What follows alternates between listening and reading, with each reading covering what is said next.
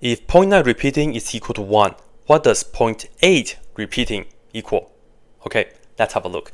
So we're talking about 0.8888 forever. So only the 8 is repeated, right? We can write this as 0.8 with a bar on the top, and this is all we have to do. We only have one digit that's repeating, so put on the 8, and then we just have to divide it by 19. And that's it. The answer for this is 8/9. And it works the same for other numbers as well. If you have 0.5 with the 5 being repeated, all you have to do is put on the 5 and then divide it by 9, and this is it.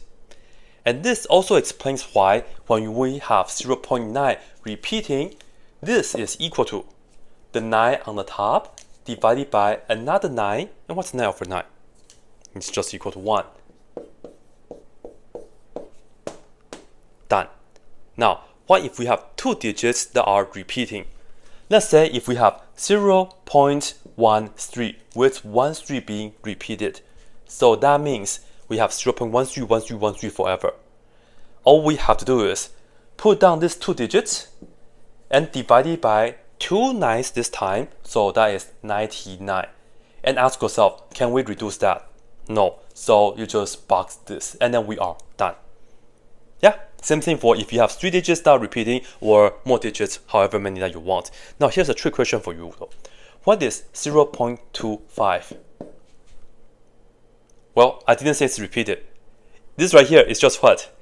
25 on the top, and then we have the 2 decimal places, so we have to divide it by 100. Reduce that is equal to 1/4. 0.25 is equal to 1/4. Now, 0.25 repeating. This is the case that you do 25 and we have 2 digits that are repeating, so divided by 2 nines, which is 99. Can we reduce this? No, then just leave it for the answer. And that's it. Of course, not it yet, because I still have to show you guys why this is the case. So let's have a look. In fact, there are many ways to explain this. I will show you 2 ways. The first way is like the fun algebra way.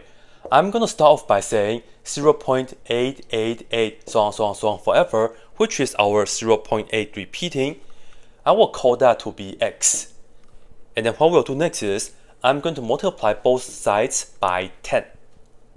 So on the left hand side, I will have 8.888. And since we have infinitely many of them, the 8 is still going to be repeating forever. And on the right hand side, we just have 10x. So far so good? Now, I'm going to subtract 0.888 forever. And remember what this is. This is just x. So I can subtract x right here. This is from the original, and this is from here as well. They are equal. I can subtract the same thing on both sides if they are equal. And when we do that, all the 8s right here after the decimal point will be cancelled. There will be 0. So we just have 8.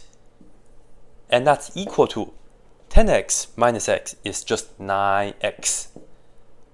If we want to figure out what x is, we just have to divide 9 to both sides. Cancel, ladies and gentlemen, x, which is what we said to be 0.888 repeating is equal to 8/9. Just like this, and then we're done. Now I'm going to box this right here for the answer. Same thing, if we have 2 digits that are repeating, you just have to multiply both sides by 100, etc, etc. Now, here let me show you guys another way to look at this. Here, let me write down 0.888 ... We are going to break this down. This is the same as saying 0.8, and then we add 0.08.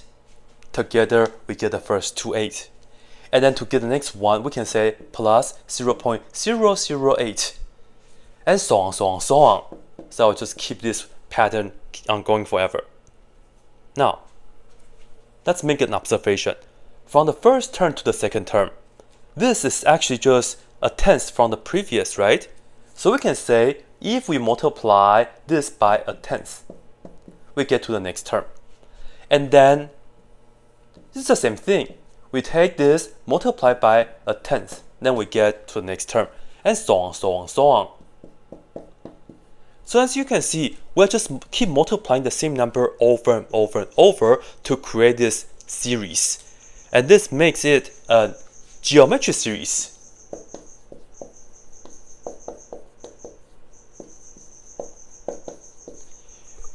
This is a geometric series because we have a common ratio, and let me just write that down, with the common ratio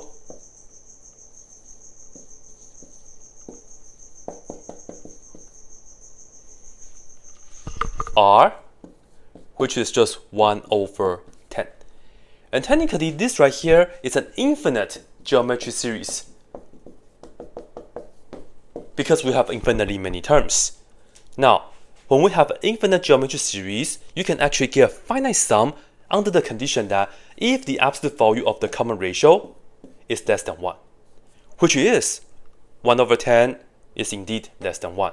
And once we know that this right here will give us a finite sum, we can write this down as, with the little infinity symbol here, this is equal to, I'm just going to write it down as the first term of our series.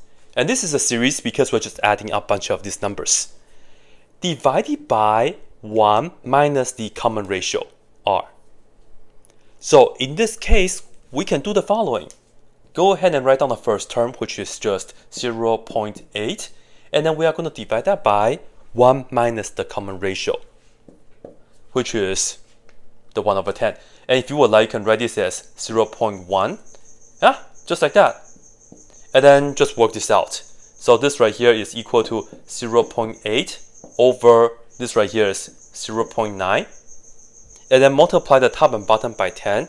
This is just equal to 8 over 9.